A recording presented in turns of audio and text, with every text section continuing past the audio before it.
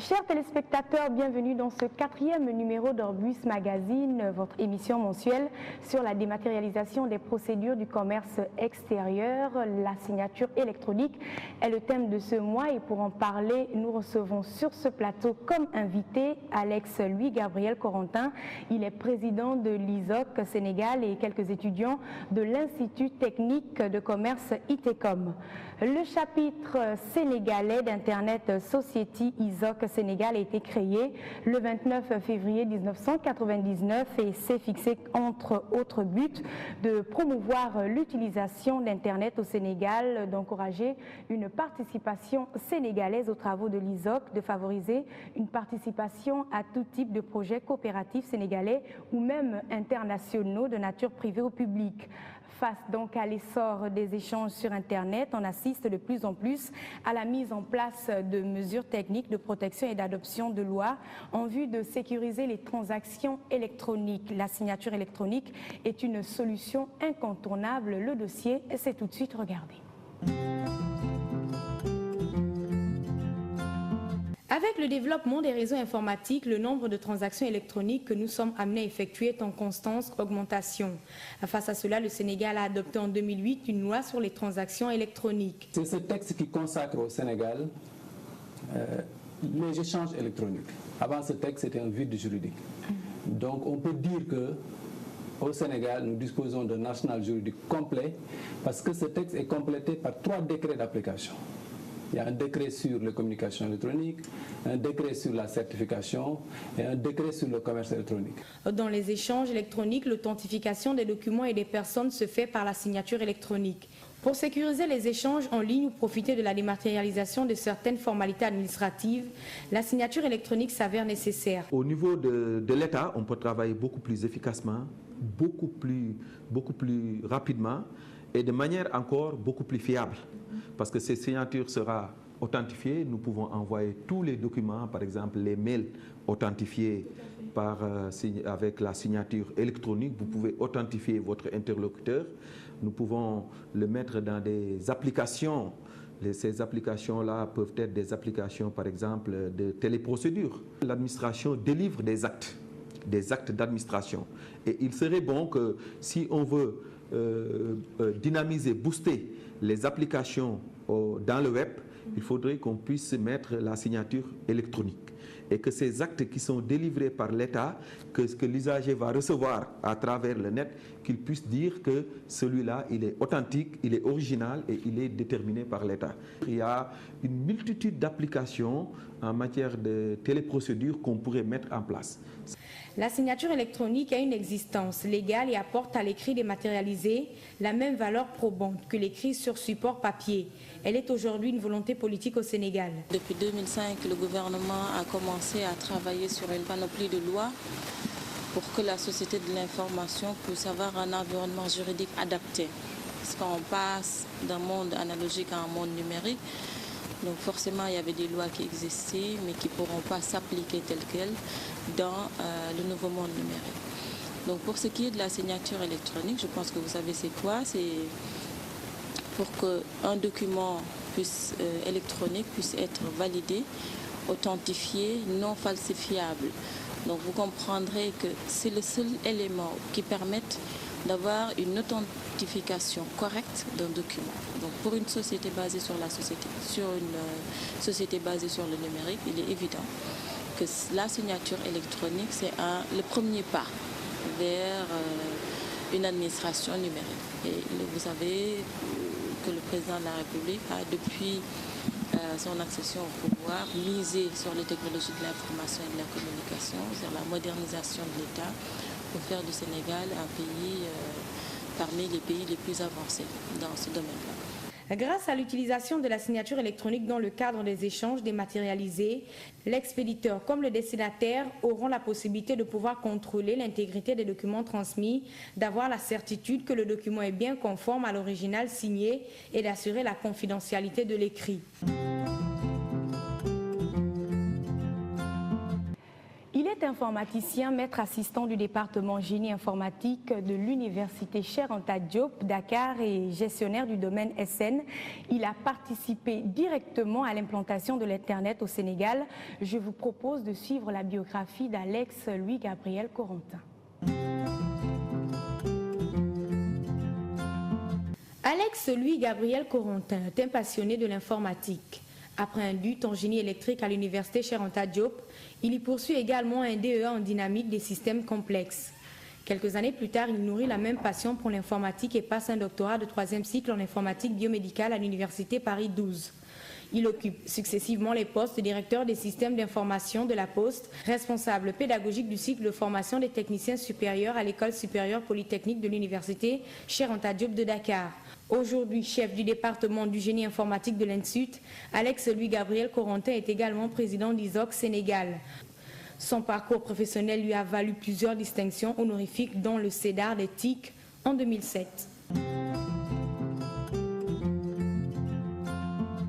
Alex Louis-Gabriel Corentin, je vous souhaite la bienvenue sur ce plateau et je vous remercie d'avoir répondu à notre invitation.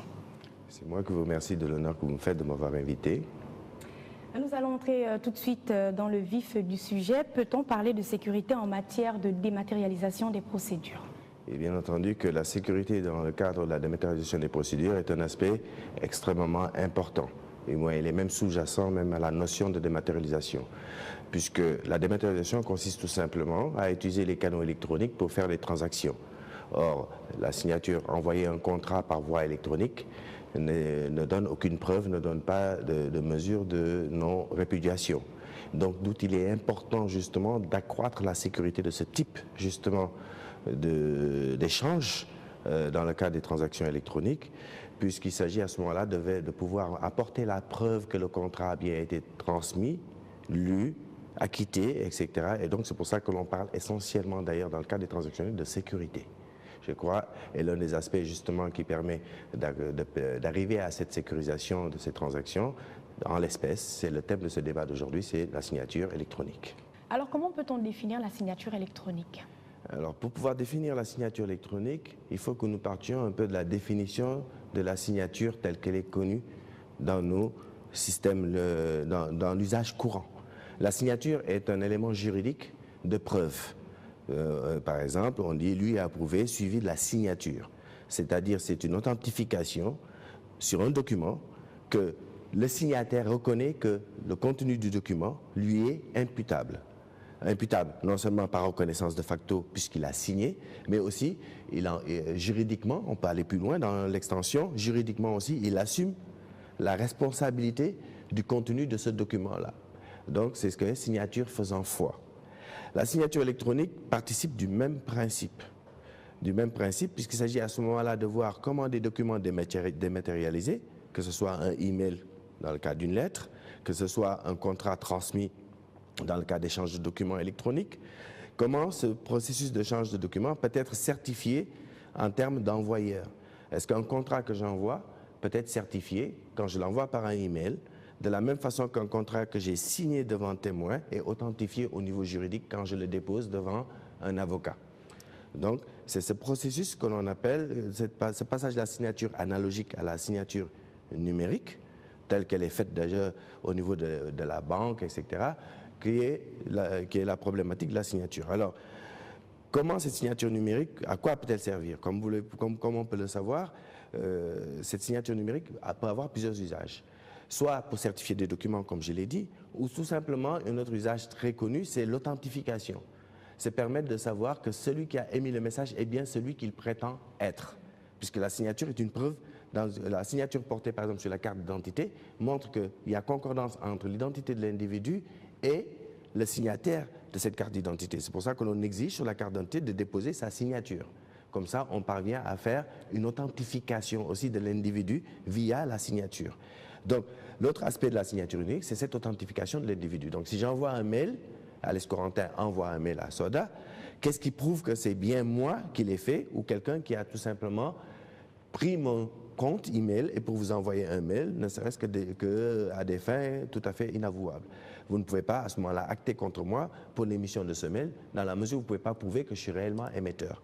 Par contre, Si l'on peut mettre autour de ce mail une signature qui permet d'authentifier l'émetteur de ce mail, automatiquement, je deviens de facto responsable des contenus de ce mail.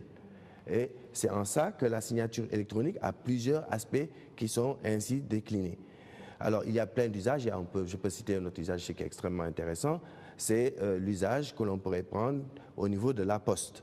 Puisque l'accusé de réception, tel qu'on envoie un document par la poste, on a vu que pour le seul moyen de certification d'un courrier, c'est envoyé avec accusé de réception, recommandé avec accusé de réception. Et là, ça fait preuve juridique. Donc, de la même façon, la poste pourrait envisager d'utiliser la signature électronique pour pouvoir justement faire la preuve de l'envoi de documents certifiés pour pouvoir, à ce moment-là, pouvoir acter en temps juridiquement, faire reconnaître que j'ai bien envoyé en date et heure, par exemple, un contrat à Soda parce qu'on a quelque chose à faire, mais si quelqu'un ne puisse pas me dire demain je ne l'ai pas reçu. Donc on va essayer de trouver des éléments techniques et juridiques, surtout technologiques, pour permettre justement de certifier ce type de transaction. Voilà un des usages encore de la signature électronique. Donc en fait la signature électronique c'est une preuve, tout simplement, électronique, puisqu'elle utilise les canaux électroniques que l'on connaît, pour simplement asseoir un certain nombre de choses que l'on fait déjà couramment dans la vie, mais de façon tout à fait manuelle. Et quel est le dispositif requis pour mettre en œuvre la signature électronique? Alors, pour mettre en œuvre cette signature électronique, il est bien entendu que le premier principe qui va se poser, c'est quelqu'un, un élément authentificateur, quelqu'un qui va se porter garant de la validité de cette signature. Alors, prenons le cas du chèque bancaire. Quand vous êtes détenteur d'un compte bancaire, vous ouvrez ce compte, on vous demande de déposer un spécimen de votre signature auprès de la banque. Donc, on vous donne un carton, vous déposez votre signature. Et ensuite, on vous donne votre carnet de chèques, et à chaque fois que vous émettez un chèque, vous allez signer ce chèque. Alors, la preuve d'authentification est faite par la banque, qui est dépositaire de votre signature et qui, à ce moment-là, peut authentifier que le chèque n'est pas un faux, c'est un chèque que vous avez régulièrement émis. Alors, nonobstant le fait qu'il y a des faussaires qui permettent justement de recopier cette signature et d'envoyer ce chèque, s'il y a corrélation complète entre le chèque et la signature sur le chèque, la banque va donc être obligée de payer ce chèque. Donc, on se heurte devant la signature numérique à ce même principe.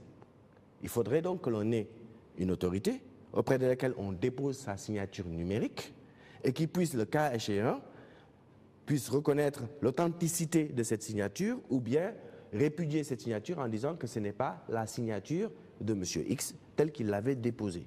Donc, c'est ce qu'on appelle une autorité de certification. Cette autorité de certification, dans les textes au Sénégal, elle existe, puisque la loi sur la certification électronique existe au Sénégal depuis les lois de 2008. Et donc, juridiquement, nous avons la capacité de mettre en place cette autorité de certification. Maintenant, c'est quand même un dispositif matériel, parce qu'il faut quand même que cette autorité existe physiquement pour qu'on puisse lui déposer cette signature. Cette autorité de certification doit avoir aussi un encadrement juridique bien précis, puisqu'elle doit pouvoir acter en justice par rapport à cette signature électronique.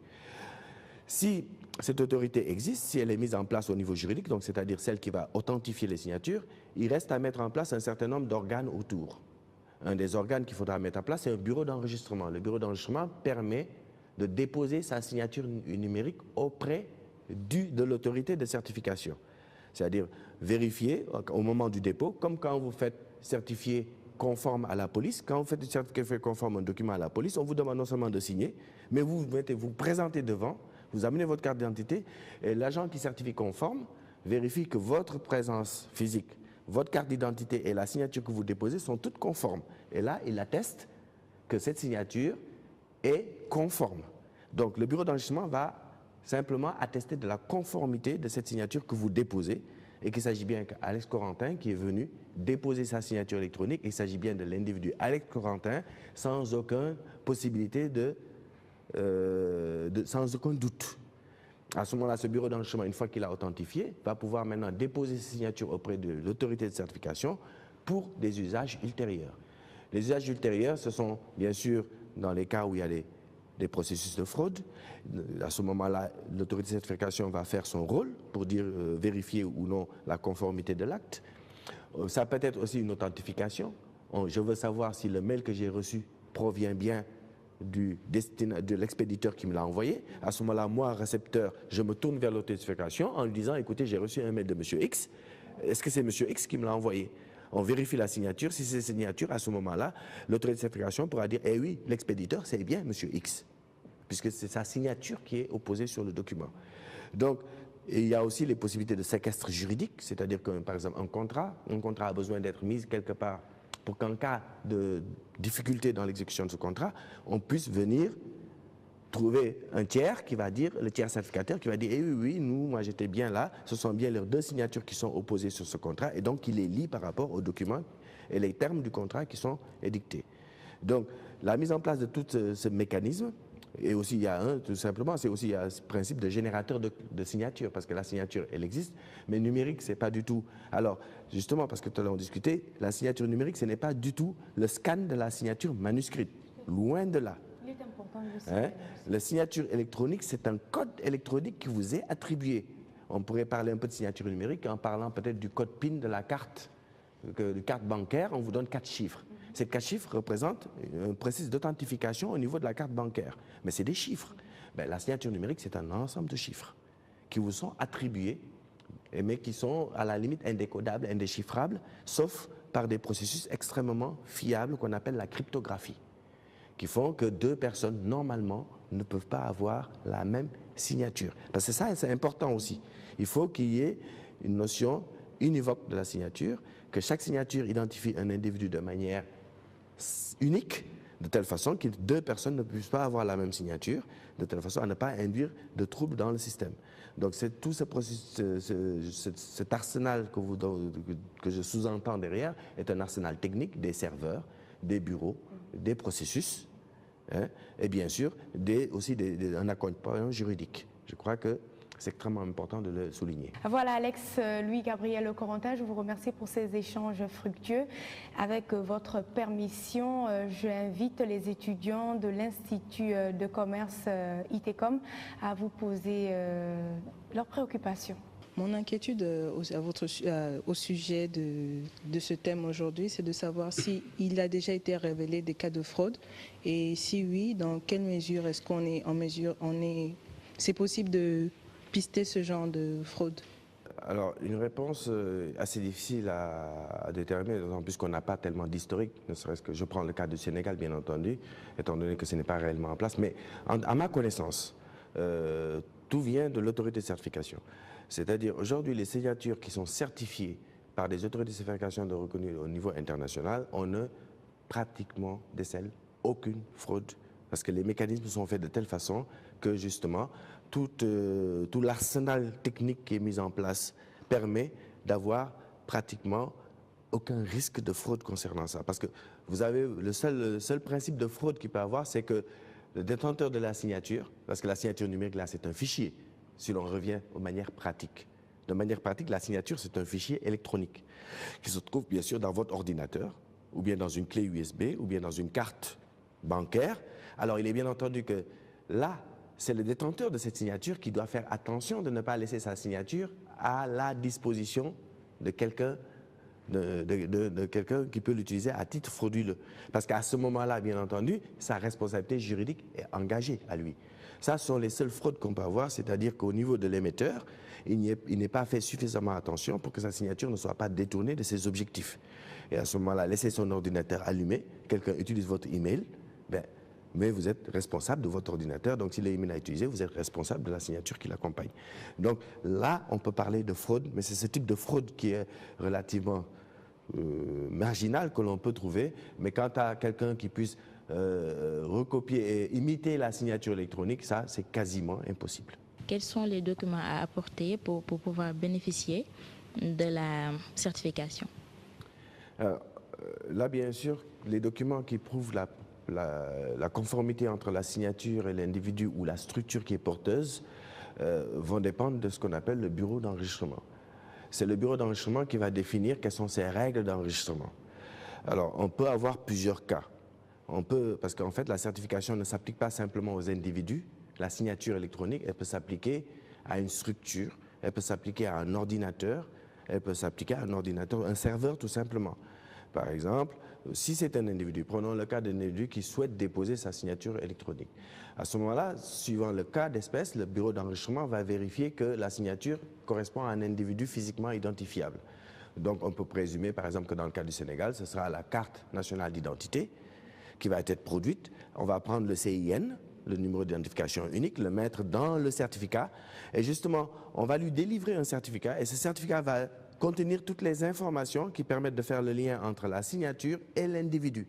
Son adresse, sa filiation, le numéro de sa carte d'identité qu'il a déposé au moment du dépôt, etc.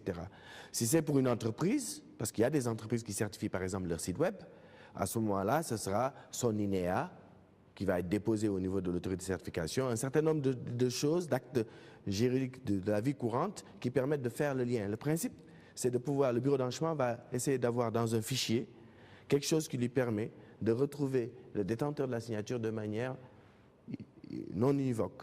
Si c'est telle entreprise, je vais savoir quelle entreprise c'est, qui c'est le dirigeant, qui c'est la chose, etc. Et c'est ça qu'on appelle le certificat électronique qui vous est délivré. Est-ce qu'aujourd'hui, vous notez énormément d'adhérents à ce système? Il n'y a pas beaucoup de personnes réticentes face à cela? Des personnes sûrement, puisque aujourd'hui l'usage de la signature numérique à titre individuel n'est pas d'un usage courant.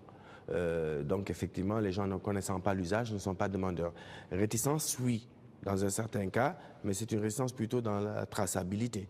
Bon, je peux citer comme exemple, je sais que par exemple dans l'intranet gouvernemental de l'État sénégalais, qui a été mis en place par la DIE, normalement tous les fonctionnaires qui ont un compte ont obligatoirement une signature numérique associée à ce compte email dans l'intranet gouvernemental. Cela permet à l'autorité, quand on reçoit un mail, de savoir si oui ou non ce mail qui vient du ministère des Finances vient bien de monsieur X du ministère des Finances, ce qui est important dans le sein d'une organisation telle que le gouvernement. Par contre, on s'aperçoit de plus en plus que les sites marchands sont demandeurs de ce type de certification. C'est dans le cadre de la mise en place du commerce électronique. Il y a nécessité d'authentifier le vendeur et l'acheteur. Or, quand on fait du commerce électronique, c'est sur Internet, on n'a aucun moyen de savoir si le site sur lequel on achète est un site authentifié. Donc de plus en plus, aujourd'hui, c'est une demande très forte des sites d'être authentifiés. Sinon, personne n'ira acheter sur vous.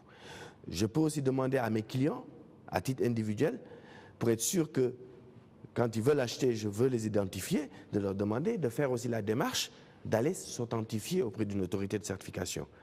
De telle façon à établir ce que j'appelle une relation de confiance à travers un tiers certificateur qui fait que la transaction électronique qui va être initiée en utilisant ce système sera à 100% sûre. Pour qu'elle soit sûre, il faut que les deux parties soient chacune en confiance. Il faut que celui qui envoie soit sûr que le récepteur est bien celui qu'il prétend être et celui qui reçoit soit sûr que l'expéditeur est bien celui qu'il prétend être. Ce qui est sûr, c'est qu'on va vers une économie mondiale qui tend vers l'utilisation de ce type de certificat. C'est-à-dire, c'est comme Internet aujourd'hui, ça va devenir incontournable. Donc, la nécessité d'être certifié et d'authentifier va être de plus en plus forte. Donc, il y a sûrement des résistances aujourd'hui, parce que je ne peux plus me cacher derrière l'anonymat que parcourait Internet.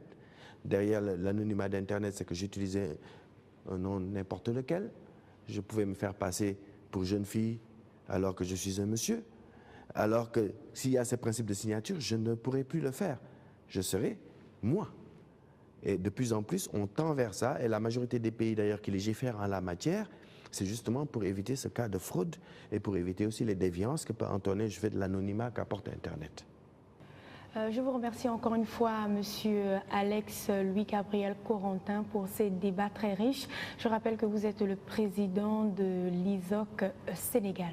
Nous allons parler du projet de dématérialisation des procédures du commerce extérieur. Regardez.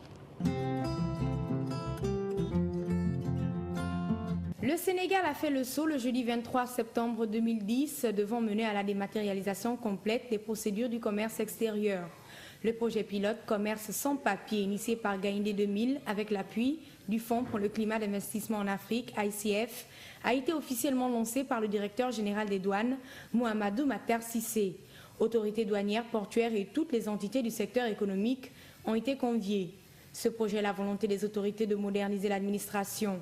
Il est l'aboutissement d'un long processus qui a débuté en 1990 avec la mise en place du premier système de dédouanement automatisé. L'initiative s'est inscrite dès le départ dans une démarche participative qui a facilité son appropriation.